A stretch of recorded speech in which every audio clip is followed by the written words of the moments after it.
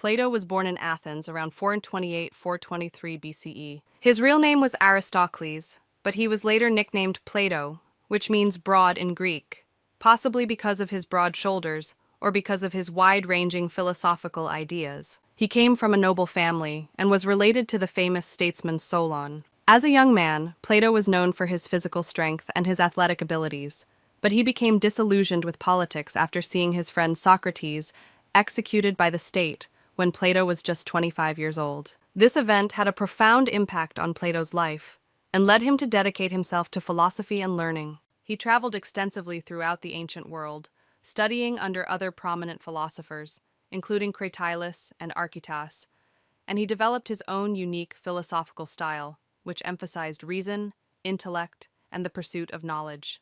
When he returned to Athens, Plato founded the Academy, one of the earliest institutions of higher learning in the Western world, where he taught his students about philosophy, mathematics, astronomy, and other subjects. He wrote many influential dialogues, including the Republic and Symposium, which explored themes such as justice, morality, and the nature of reality. Through his writings, Plato sought to educate people on how to live a virtuous life and to understand the world around them.